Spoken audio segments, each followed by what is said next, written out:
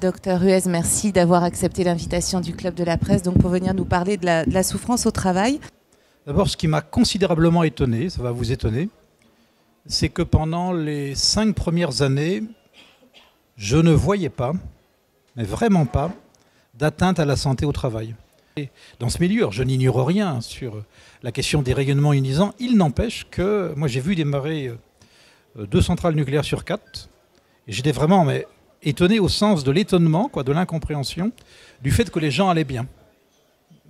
Et puis, j'ai rencontré des réorganisations, des changements de stratégie extrêmement importantes, où cette entreprise a décidé de passer du faire au faire-faire.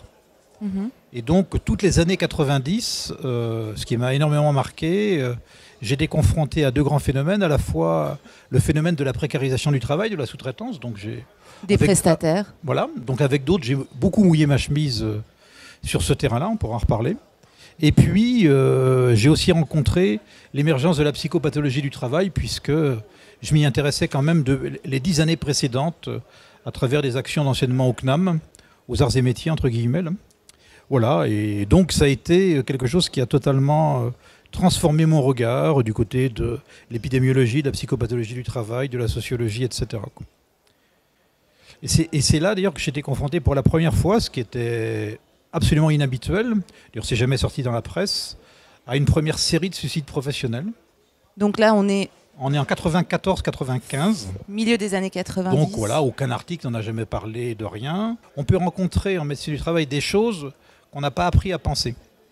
Jamais la question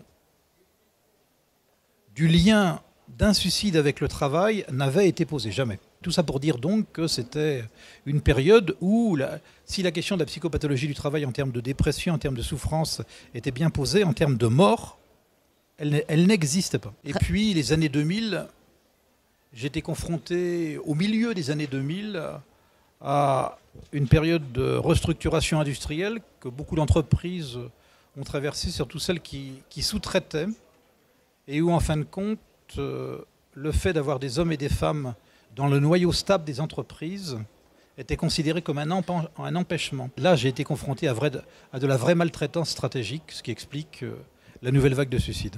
Comment expliquer vis-à-vis de votre employeur, parce que vous avez quand même aussi des comptes à lui rendre, comment expliquer que c'est lui qui vous paye et les décisions que vous pouvez prendre peuvent remettre en cause l'organisation du travail? Les médecins du travail ne devraient pas être gouvernés, dirigés, administrés par les générateurs du risque. Et donc il faut repenser totalement l'organisation de la médecine du travail. Pas de chance.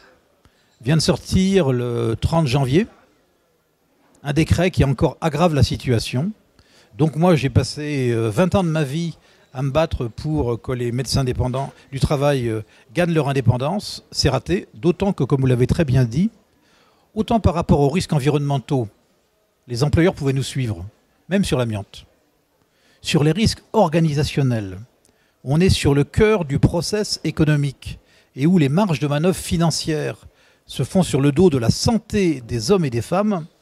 C'est pas possible que les employeurs continuent à diriger la médecine du travail. Et ce que je critique, c'est l'abandon du fait de devoir, pour un employeur ou une entreprise, penser la question du travail. Pas de l'emploi, pas de faire des profits, de penser la question du travail.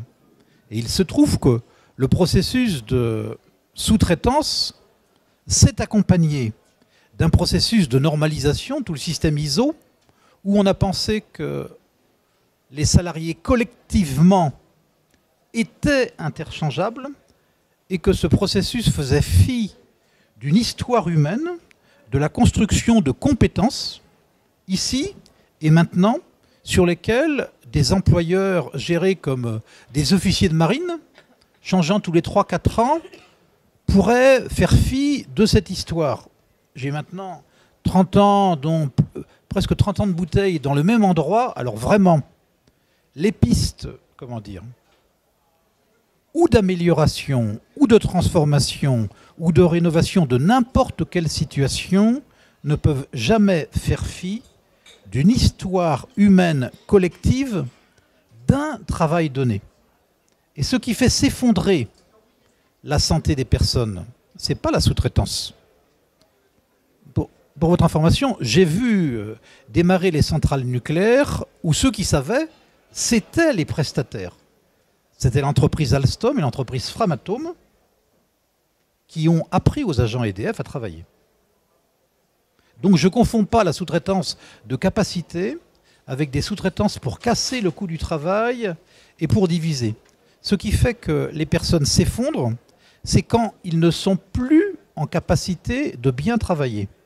Au cœur, dans le noyau stable des entreprises, que je connais extrêmement bien, ou bien à l'intérieur de la sous-traitance. Ce qui fait que, même par rapport aux travailleurs les plus précaires, les travailleurs les plus précarisés, quand ils sont dans un mouvement de déprécarisation et qu'il y a un début de reconnaissance dans leur travail, peuvent éventuellement aller mieux que des travailleurs à statut du noyau stable pour lesquels il n'y a plus d'issue pour déployer leurs compétences.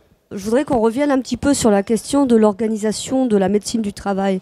Est-ce que vous n'êtes pas un peu un exemple à part, je dirais, dans ce type de médecin du travail qui alerte, qui informe l'employeur, qui dénonce d'une certaine manière? Depuis la loi de 1946, le rôle du médecin du travail, c'est pas moi qui l'ai inventé, c'est prévenir et dépister les altérations de la santé du fait du travail.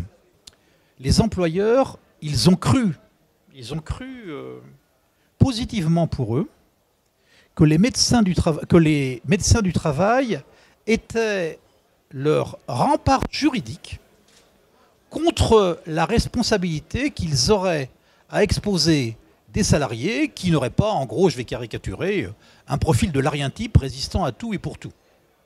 Et ils ont découvert ces 5 à 10 dernières années, après une succession de scandales et de procès, que l'aptitude médicale ne les défendait pour rien. L'avenir ici en France, c'est quoi? C'est des cabinets d'assurance qui vont prendre en charge la médecine des salariés, des consultations comme ça à travers des cabinets d'assurance, des grands groupes? Un avenir que je réprouve, mais que je connais parce qu'il existe depuis 20 à 30 ans, c'est ce qu'on appelle la médecine d'entreprise.